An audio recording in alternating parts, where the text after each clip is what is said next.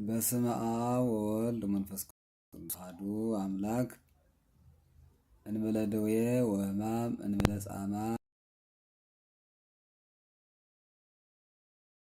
ያብጽሕክሙ እግዚአብሔር በሰላም። የእግዚአብሔር ቤተሰቦች ወገኖቻችን እንደምቱ ቅዱስ ቤተክርስቲያናችን የጊዜው የራሷ መንፈሳዊ ሰላምታ አላት። ጸሎት የምንቀበልበት ሰላምታ የምንቀባበልበት የሰሙን ሕማማት አነጋገራችን እንደዚህ አይነት ነው ማለት ነው። በቤተክርስቲያን ስርዓት መሰረት ትንሣኤው ሲመጣ ደግሞ ሰላምታ አለ። ለዚህ ያደረሰን አምላክ ስሙ የተመሰገነ ይሁን። ሕማማቱ እንዴት ነው? እየበረታችሁ ነው? እንድንበረታ ይሁን። የጾመ የጸለየ የበረታ የሰገደ ዋጋውን አያጣም። ይሄ የመድኃኒታችን ኢየሱስ ክርስቶስ ሕያው ቃሉ ነው። እንድንበረታ ብዬ መልእክቴን እጀምራለሁ። እንደ እግዚአብሔር ፈቃድ በሰሙነ ሕማማት ሰኞ በለስ ተብላ ነው የምትጠራው። ምንድነው በለስ ያሰኛት? የበለሱ ትርጉም፣ በለሷ ምን ተፈጽሞባታል የሚለውን በማቴዎስ ወንጌል ምዕራፍ 21 ከቁጥር 19 ጀምሮና በማርቆስ ወንጌል ምዕራፍ 11 ቁጥር 13 ላይ እናገኘዋለን። ሁለቱ ወንጌላውያን ይተባበሩበታል ይሄን ታሪክ ማለት ነው። ወጸቢሖ እግዚእ ኢየሱስ እንዘ ያዕርግ ሀገረ፣ በነጋ ጊዜ ጌታ ኢየሱስ ክርስቶስ ወደ ከተማ ሲሄድ ርህበ ይላል፣ ተራበ። ወሬየ ዕፀ በለስ በፍኖት፣ በመንገድ ምን አየ? ዕፀ በለስን አየ። ወሖረ ሀቢሃ ይንሣ ፍሬ እምኔሃ፣ ፍሬ ባገኝባት ብሎ ወደ እሷ ሄደ። ወአልቦ ዘረከበ ዘመለቆጽል ባሕቲቱ፣ ነገር ግን ከቅጠል በቀር ፍሬ አላገኘባት። ወይቤላ ኢይኩን ፍሬ እሙስቴትኪ ለዓለም፣ ምን ብሎ ረገማት? ለዘላለም ፍሬ አይገኝብሽ አላት። ወየብሰት በጊዜሃ ይእቲ በለስ፣ በለስም ወዲያውኑ ደረቀች። ታሪኩ ይሄ ነው ባጭሩ። ምንድነው ከአባቶቻችን ትርጉም በቅዱስ ወንጌልም በአንድምታቸው ከጻፉልን ካስተማሩን ተነስተን ትንታኔውን ለማየት እንሞክራለን። ለአባቶቻችን ስርዓት መሰረት ወጸቢሖ እግዚእ ያዕርግ ሀገረ ማለት ጌታ ሰው ሆኖ ሲያስተምር ፍቅር ተራበ። ሰው ሆኖ ሲያስተምር በዚህ ምድር ዕፀ በለስ ከተራበ በኋላ ወደ እስራኤል አቀና። እስራኤል ሲያቀና እስራኤል ሰፍቶ አገኛቸው። በኢየሩሳሌም ስተው አገኛቸው። ከእስራኤል ምን ፈልጎ ነበረ? ፍሬ ባገኝ ብሎ ማለት ምግባር ሃይማኖት ይዘው እንደሆነ ብሎ ቢቀርብ ግን እስራኤል ምግባር ሃይማኖት የሌላቸው ሆኖ አገኛቸው እና ደግ ሰው አይገኝብሽ ብሎ ሀገሯን ወይም እስራኤልን ረገማት። ሰዎቹንም ረገማቸው። ደግ ሰው ጠፋ ይላል። መልሰው ሊቃውንቱ አይ ደጋጎችስ አሉ በአብዛኛው ጠፋ ለማለት ነው እንጂ ጥቂቶች ስለሆኑ ደጎቹ ጠቅሎ እንደዛ ተናገረ እንጂ ደግ ሰውስ ፈጽሞ ጠፍቶ አይደለም። ልክ ቅዱስ ዳዊት እንደተናገረው አድኅነኒ እግዚኦ እስመ ሀልቀ ኄር፣ ደግ ሰው አልቋልና አቤቱ አድነኝ ብሎ እንደተናገረው ሁሉም ሰው ክፉ ሆኖ አይደለም። ደጋጎች ግን በቁጥር አናሳ ስለሆኑ ክፉ ስለበዛ እንዲህ አለ ማለት ነው። አንድም ይሉና ሊቃውንቱ ምን ብለው የተረጎሙ ወደዚህ ዓለም ጌታ ኢየሱስ ክርስቶስ ለብሶ ከተወለደ በኋላ ኦሪትን አያት ይላል። ኦሪትን አያት። ኦሪትን የሰራ ጥንታዊ ጌታ ኢየሱስ ክርስቶስ የሰራትን ሕግ ኦሪትን አያት። ነገር ግን ለድህነት ማትበቃ ሆና ቢያገኛት ረገማት ማለት በአንቺ ድህነት አይደረግ አላት። ወዲያውኑ ኦሪት አለፈች ማለት ነው። ደረቀች ማለት ኦሪት አለፈች። የኦሪት ስርዓት የትኞቹ ነው የተሻሩ የትኞቹ ነው የቀጠሉ እሱ የምታውቁት ነው የሚመስለኝ።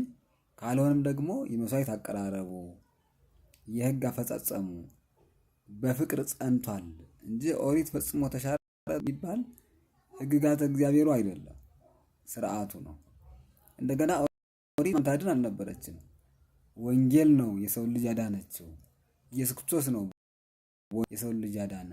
ኦሪት ለስጋ መድኃኒት ለጊዜ ሆና ቆይታለች። ከእግዚአብሔር ጋር ሰዎች ተገናኝተው እንዲቆዩ ሱባኤ መቁጠሪያ ከእግዚአብሔር ጋር መገናኛ ሆና ቆይታለች፣ ድልድይ ሆና ቆይታለች እንጂ የሰው ልጅ ፈጽማ አላጸደቀችውም። ደጋጎቹ ቅዱሳኑም ሳይቀር ተኮንነው ስለነበር በጥንተ አብሶ ምክንያት። ስለዚህ ኦሪትን አሳለፋት፣ አዲስ ኪዳንን።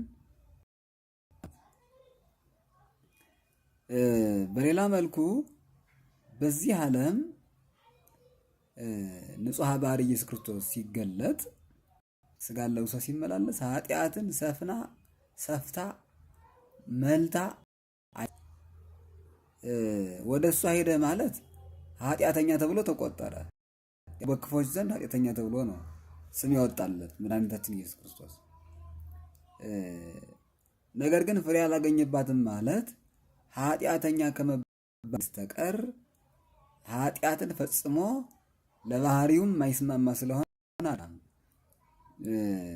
ወኮነ ሰብአ ፍጹመ ዘእንበለ ኃጢአት ባሕቲታ እንዲል ቅዱስ ያለ ኃጢአት ከኃጢአት በስተቀር እንደኛ ሰው ሆነ፣ የሰውንም ሕግ ፈጸመ። ከዚያ በኋላ ረገማት ማለት ባንቺ በመጣ ፍዳ የሚያዝ ሰው ከዚህ በኋላ አይኑር ብሎ በአምሳለ ረገማ ለኃጢአት እንዲሉ ሊቃውንቱ ኃጢአትን ረገማት፣ አስወገዳት። ኢየሱስ ክርስቶስ ወደዚህ ዓለም የመጣው በምልአተ ኃጢአት በመምላቱ የሰው ልጅ በጥንተ አብሶ ምክንያት በፍዳ ተይዞ ስለኖረ ነው እና ደግሞ ከዚህ ዓለም አራቃት። ምን ማለት ነው? መድኃኒታችን ኢየሱስ ክርስቶስ ወደዚህ ዓለም መጥቶ የሰው ልጅ ከመዳኑ አስቀድሞ የሰው ልጅ መሰራም በቀደመው ጥንተ አብሶ ምክንያት ኃጢአት በሱ ነበረ፣ ኃጢአተኛ ይባል ነበር፣ ወደ ሲኦል አሟቱም ይከፋ ነበር። ይሄን ሁሉ ግን ማን አስቀረልን? መድኃኒታችን ኢየሱስ ክርስቶስ። ረገማት ማለት እሱ ነው። ረገማት ማለት እሱ ነው። አስወገደልን። ነዋ በግኡ ለእግዚአብሔር ዘየአጥት ኃጢአተ ዓለም።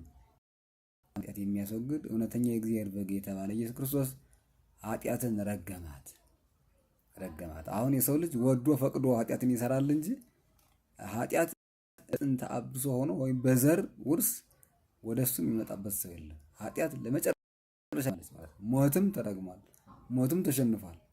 ስለዚህ የሰው ልጅ በስጋ ቢሞቱ ሞትን የሚያመጣው ራሱ እንጂ ወዶ ፈቅዶ እንጂ የነፍስ ሞት የለበትም። በቀደመው ዘመን ግን ቅዱሳኑ ሳይቀር ጽድቃችን እንደ መርገም ጨርቅ ተቆጠረ እንዲሉ እና አብርሃም እና ይስሐቅ ሳይቀር ወደ ሲኦል ወርደው ነበር። ምንም የእግዚአብሔር ቸርነት በሰጣቸው ማለት ነው። ጥንተ አብሶ ይህን ያህል ኃይል ነበረው። የሰው ልጅ ወደ ሲኦል ጎትቶ የሚጥል ክፉ ቁራኛ አመፃ ወጻት መዛግብት ያ ከመዝገቡ ከዲያብሎስ የወጣች ኃጢአት በአዳም በኩል አድርጋ ከእግዚአብሔር አለያይታን የኖረችው ኃጢአት የሰው ልጅ ሁሉ ተቀጥቶባታል። ሁሉ ተቀስፈባት እንዲል ሁሉ ነው የተቀጣ። ኢየሱስ ክርስቶስ በተገለጠ ጊዜ በሕማሙ በመከራው ባህሪ ሲሆን እንደ በደለኛ ተቆጥሮ ግን ኃጢአትን አስወገዳት ማለት ነው እና በለስ የተባለችው በዚህ አተረጓጎም ኃጢአት ናት ማለት ነው። ኃጢአት ናት ነው። ስለዚህ ለማጠቃለል ያህል በለስን ሊቃውንቱ በሶስት ነው። የመጀመሪያዋ በለስ ቤተ እስራኤል ወይም ሕዝበ እስራኤል። ጌታ ተራበ ማለት የሰው ልጅ ፍቅር መራቡን ያሳያል። ወደ እሷ ሄደ ማለት በእስራኤል ባገኝባቸው ብሎ ሄደ ማለት ምግባረ ሃይማኖት ሰርተው እንደሆነ ብሎ ቢሄድ አላገኘባቸውም፣ ደግ አገኝባቸው ብሎ ረገማቸው ማለት እንዲህ ያስረግማል። አለመገኘት እግዚአብሔርን ሕግ ፈጽሞ አለመገኘት ያስረግማል እስከ መጨረሻው ደረጃ። ያየነው ደግሞ ማንን ነው? በለስ ያልናት ኦሪትን ነው። በዚህ ዓለም ሲፈጽም አድጓል ኢየሱስ ክርስቶስ። ኦሪትን ፈጽሟል። ነገር ግን ፈጻሜ ኦሪት ፈጻሜ ሕግ ከመባሉ በስተቀር ለዓለም ድነት የምትበቃ ሆና ስላላገኛት ረገማት ማለት ለፊ አላት። ኦሪትን በአንቺ ድነት አይደረግ አላት፣ አሳለፋት። ደገኛይቱን ሕገ ወንጌልን ሰራልን። በሶስተኛ ደረጃ ምን አልኳችሁ? ኃጢአት ናት። በዚህ ዓለም ኃጢአት ሰፍና ሞልታ አገኛት። በምልአተ ኃጢአት ኢየሱስ ክርስቶስ ሰው ከሆነ በኋላ መከራ ተቀብሎ ኃጢአትን ሳይሄደ እንደማለት ኃጢአተኛ ተብሎ በሰዎች እንደመቆጠሩ፣ ፍሬ አላገኘባትም ማለት ደግሞ ከጣዕማ የቀመሰው ነገር የለም። ኃጢአት ሲሰሯት ኋላ ነው የምትመራው። ስለዚህ ኃጢአትን አላደረገም ነው ኢየሱስ ክርስቶስ። ረገማት ማለት ባንቺ ፍዳ ሰው አይያዝ ብሎ እስከ መጨረሻ አሰናበታል። ኃጢአትን ያስወገደልን፣ ሳን ያደለን፣ በሕማሙ ሞታችንን የሻረልን፣ ሕማማችንን በኃጢአታችንን ያስቀረልን የባህሪ አምላክ ኢየሱስ ክርስቶስ ወልደ አብ ወልደ ማርያም መድኃኔዓለም ኢየሱስ ክርስቶስ በምሕረቱ በቸርነቱ ስላደረገ ሁሉ ስሙ የተመሰገነ ይሁን። ለሕማም ለሞት አሳልፎ የሰጠን ልጁን እግዚአብሔር አብ የባህሪ ሕይወቱ መንፈስ ቅዱስ ወልዳ ለዚህ ዓለም ድነት የሰጠችልን የሚታመም መቀበል ለሰው ልጆች ዋጋ የሚሰጥ በሰው ልጆች ቦታ ገብቶ የሰዎችን የሚቀበል ስጋን የተዋሃደባት ንጽሕት አዳራሽ ቅድስት ድንግል ክብር ምስጋና ይድረሳቸው። ለቅዱሳን ሁሉ እንደየክብራቸው መጠን ክብር ምስጋና ይድረሳቸው። መልካም የሕማማት ጊዜ። ነገ ደግሞ ማክሰኞን በሚመለከት ደግሞ አጭር ሀሳብ ይዘን እንገናኛለን። እንበለ ደዌ ወሕማም እንበለ ጻማ ወድካም አመ ከመ ዮም ያብጽሐነ ያብጽሕክሙ እግዚአብሔር በሰላም። ያለ ደዌ ያለ ሕማም እንደ ዛሬው ለመጪው ዓለም ወይም ለከርሞም ያደርሳችሁ ያደርሰን። ብናቀርበው ደግሞ ለብርሃተ ትንሣኤው ያደርሰን ነው። አሜን። ይቆየን።